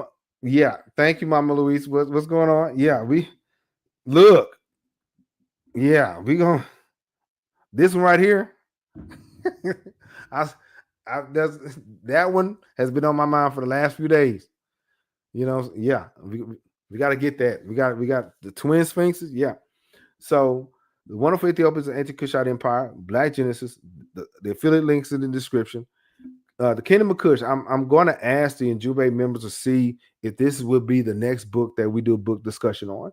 Yes, we have a lot of discussions with notes, with my notes and everything. But I like to anchor the majority of our discussion with books. So I will ask the Ujumbe members if we want to do that. Egypt Before the Pharaohs. That's another good book. All right, check it out. And this is our book. We're going to the Ethiopians, A History by Richard Pankhurst. We'll be next, not this week. This week we'll have a recap video, but next week we'll deal with chapters 3 and 4 of the book. Okay. You still got time to catch up, though. You still got time to catch up. All right, check that book out. You know what I'm saying? So gotta check roll. Here we go. Gotta check roll. All right. Got check roll. So this is the Ujumbe members, okay? Sister Bina Scott, Brother Mo, Brother Isu, One Voice Africa. They are Ujumbe members or Ujumbe Wanafunzi, okay? Ujumbe scholars or message scholars, right? Message scholars. Ujumbe means message. Wanafunzi, that means students, okay? And so they contribute and they kind of help us do what we do, and they get. Okay, by joining the membership, they get the videos first. They get all the information first. They get it sometime a week, maybe even 2 weeks before everybody else. So join the membership, check it out. Now, I'm doing a roll call. Okay, all right. So Tiarka, shout out to the fam. Shout out to of course Mama Louise. She's here. Celeste Monroe. These people just joined, they just subscribed, or they've been adding value, they've been commenting and sharing and everything. Tiarka, shout out to Tiarka, Celeste Monroe, Sabir Khan, Sister Linda, and Baba Yaki Shabaka. Fam, I said it earlier, but we're going to bring one of my esteemed elders into the mix. We're gonna bring on Baba Yaki Shabaka to King Cam Ujumbe Podcast. I'm excited about this, and he's gonna break some stuff down. I can't I can't wait for this. This is gonna be great. We're gonna have one of our elders in the mix. This is gonna be good, and you guys better behave yourself. Don't embarrass me. But yeah, Baba Yaka, he moved from California, and he is now in Morocco. He's been there for like 20 years now. Correct me if I'm wrong, Sister Linda. Yeah, what's going on, Brother Grant? And yeah, shout out to Brother Grant. He I think the DFW African American Museum has a meeting Saturday. I'm going to try to pop out. I'm going to try. Yeah. So yes, we're going to try to bring Baba Yahya Shabaka. He's great, and so he has a different historical standpoint. He studies Arabic. He reads things from Arabic. It's going to be good.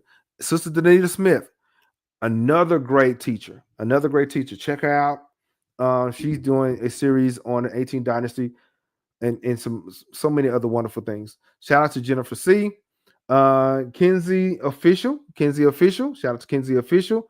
The alumni. Shout out to the Ujumbe alumni. Black on Black. King Pharaoh 7683. Valerie J. Brown Like Me TV. Brother Ferguson. Black Buddha. If you are present and I didn't call your name, comment here. Okay. If you are present, I didn't call your name, and you still rolling, all right, comment here. And of course, I love these glasses. Get 50% off promo RJQ E50. The link is in the description. Check out Firmo. Much love to the Firmo fan. But yeah, 50% off promo code. Check it out. If you need prescription, if you need glasses, check it out.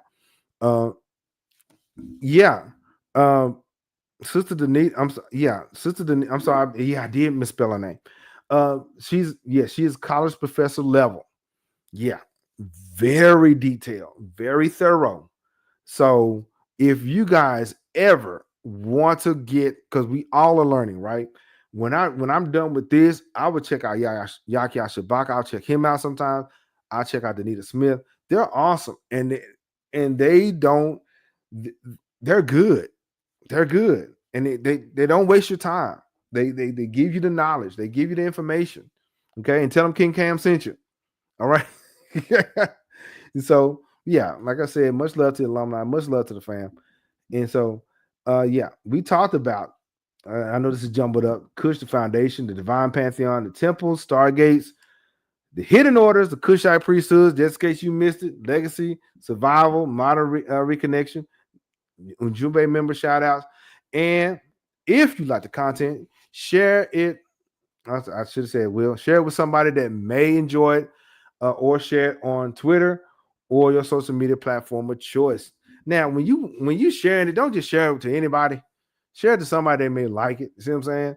But yeah, so we just got to talk about the Kushite cosmos, unveiling the divine pantheon and sacred mysteries of ancient Nubia. Before I turn you loose, because we got a few more Sundays or a few more weeks before I officially go back to school and I gotta go be a teacher again. I gotta teach high school, so that's my regular thing. I teach high school, and this year, of course, I'm teaching the seniors again. So yes, my vocation. I am a teacher for real. So, and I love doing this. So, but yeah, we got one more live next week. We have a recap episode, but we have one more live next Sunday where we deal with the Sphinx and the constellation of Leo. If there's nothing, are there any other questions or concerns before I turn you loose? Because the last few weeks we as teachers, we've been doing trainings and PDs, and PD means professional developments, right? So and we've been rocking and rolling like that. So before I turn you loose, are there any other questions or concerns? And for if you're still here, don't forget to hit the like button and subscribe. And so but yeah, I really appreciate you guys for listening. I appreciate you guys for paying close attention to what's being said. And so, yeah, hold on. Let me see. Here's a question. Said, did you ever expire Meata's Ashby's perspective on Egyptian culture? He blends Hindu flair into his teachings. I don't.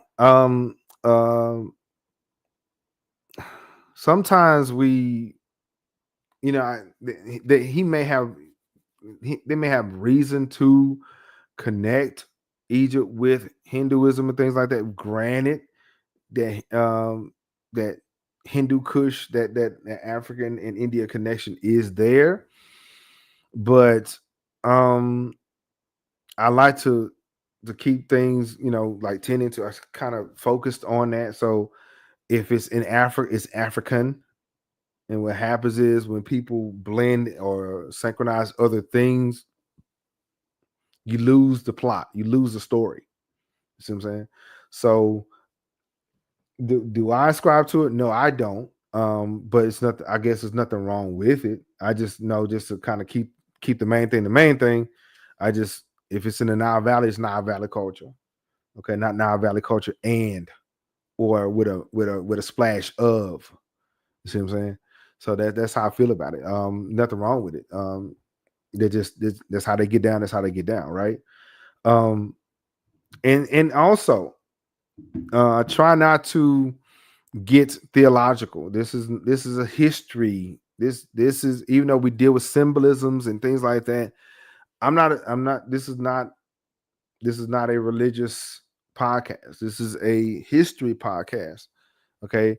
Now the historical figures may be religious, but I try not to veer off into ascribe or having people ascribe one view or another. See what I'm saying? I that there are some people that will try to put people in the corner and say, hey, you got to believe this way or not at all. That's not fair, right? So just straight history, just books, and that's what that is. Are there any other questions? That was a good one. Are there any other questions before we go? Okay. All right. If there are none, all right. Listen to King Cam Ujumbe Podcast. Ujumbe means message. We talked about Kushite cosmos, unveiling the divine pantheon and sacred mysteries of ancient Nubia. Yeah. Yeah, he said, yeah, I'm very academic, but I'm tolerant and willing to learn other perspectives. That's the way we should be. That's the way we should be. We should be okay with learning other points of view. It takes nothing away from you, right? It takes nothing away from me, right? But I try to keep this on an academic level from an objective point of view. See what I'm saying? But yeah. Thank you, Tiark. I appreciate it. All right, so yeah, you listen to King Cam Ujumbe Podcast. Ujumbe means message. We talked about Kushite Cosmos. If you need to check out these books, link is in the description. Check it out. And by the way, if you want to catch up with Kemet and Kush cultural continuity, I have a playlist. If you want to hear about the Zagwe dynasty, okay, chapter 3. Okay. If you want to check out chapter 3, we got that for you also. Yeah. Thank you, Real Money. You are a professor. Yes, I am. Yeah, I am a professor. And speaking of that, thank you for bringing it up. We are working on having some online courses.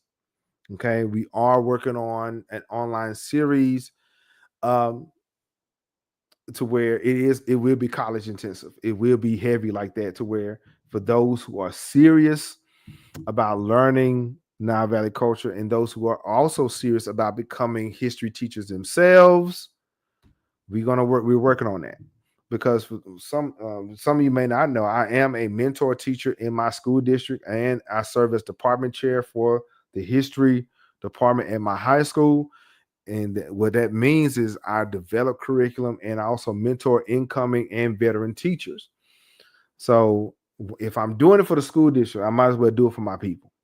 So we are working on some online courses. We are. Okay. Yeah. So yeah, that's what we're doing. Yeah. So that's what that is. And I think that I think it'll be better if the community get their hands on it rather than somebody else. So yeah, so that's what it's about. We are learning together, and I think that if we don't, somebody else will. Somebody else will take that information and make it their own, as we've seen many times before. Issa said, "Can't wait." Yeah, I'm I'm I'm trying to work on. I have an idea as to how I want it done, and it will be processional. It will be progressive. Okay, you can't take one without the other. You see what I'm saying? And it'll have modules, it'll have activities. And the thing is, y'all, the thing is, um, the way I teach here, the way I have my PowerPoints here, um, the way I have my PowerPoints here, the way I present here is very similar to how I do at the high school. Okay, very similar. Okay, the only difference is you guys don't get homework as much, right? So yeah, if we do not claim it, somebody else will, including Kush. Okay, yeah. If you don't know your past, yeah. Isu says, if we don't know your past, we don't know where we're going. This is true. This is true. This is true. Okay, so but yeah, so that's the of course the podcast is on all platforms, it's everywhere. The audio is on Spotify, Apple Music, and everything. I like YouTube, the videos, and so the slideshows is for the visual aspect of it. And so we're at this point 5 years of this podcast. We're global, we're everywhere, and I'm thankful that you guys have been rolling with us, and I'm thankful that you guys have put up with us. So we will do our best. Thank you for your support. We'll continue to do what we do until we can't. And I'm working on some other things also. But yes, the online course is loading. You don't. I just want. I'm a perfectionist, so I gotta. I have a certain way I want it done, and I want. And it's because I got my master's degree in education. It will be college level, almost like a mini college course in a sense. You see what I'm saying? Because we have history classes in college, and so this will be dealing with Ethiopia, Kush, and Kemet. Those kind of, it will be under special topics. It's normally under the special topics area. You see what I'm saying? So I think that when we get to studying Kemetic knowledge and Kushite science, it should have its own area. You see what I'm saying? And so, and this podcast was designed to bridge the gap, but for people who don't know nothing about Nile Valley culture, about Nile Valley history. Speaking of,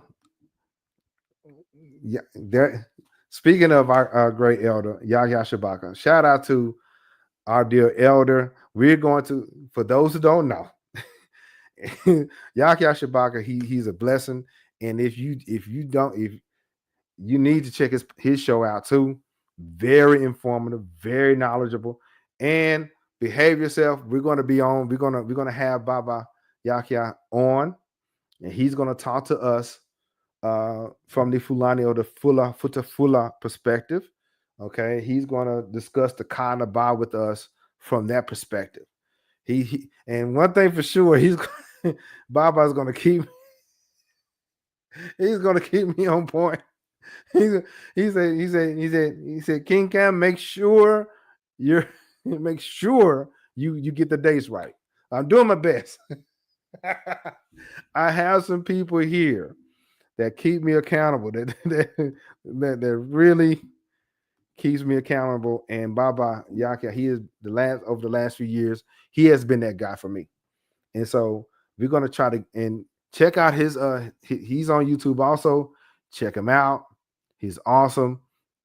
I really think that he's when we have the westernized view of things. We see things from an English language lens.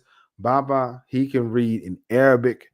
and he really can explain to us what they mean and how they're saying it. And he's a historian also. He's very knowledgeable also, and I really appreciate him. And he's the reason why I got the StreamYard set up to where we can click on people's names and highlight what they're saying. So he has added value to this podcast also. And so, but yeah, check him out. He can go. So, but I'm really thankful to him. And so yeah, we're gonna bring him back so we can really get in on this discussion, talk about the Kushite cosmos today. And he can tell you, Yahya Shabaka can tell you why he named himself Shabaka or Shabaka. I like Taharka, Baba he likes Shabaka. But I'm very honored and humbled that he is here. And what time is it in Morocco right now? It is where I am in Texas, it is 10 p.m. I know it should be about 5 or 6 in the morning in Morocco. I know it is. No, he gets up 4 day in the morning. So what's going on, Brother Volta? Yeah, we just hanging out a little bit. Yeah. Brother Volta is another great he adds value to the conversation here also. And he also keeps me accountable. Wait a minute. 4 a.m. Man. Last time I got up at 4 a.m. was to catch the bus to go to work, and that was over a decade ago. I can't do that no more. 4 a.m. Much love to you and to the family out there in Morocco. And Sister Linda was on a little bit. Sister Linda, Auntie Linda was here. I'm really thankful for her. To our Nashville, 1005 Nashville. Yeah. But 4 a.m. Bro. Whoo. That's early. That I just now rolling over one more time. That kind of thing. But yeah, check out Baba Shabaka. Check out his show. We all are learning together. Me, I have a different way of presenting. Baba, he has a different way of presenting also. And Danita Smith, she's awesome too. So check it out. Yeah. So yeah. Maybe they're done. Yeah, probably had the hour prayer. Yeah. So, but yeah. So check out Baba Shabaka.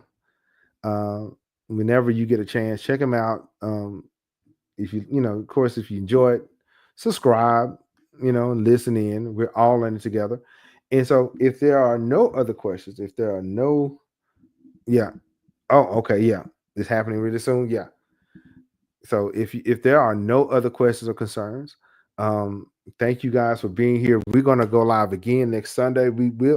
Thursday we'll have a recap video.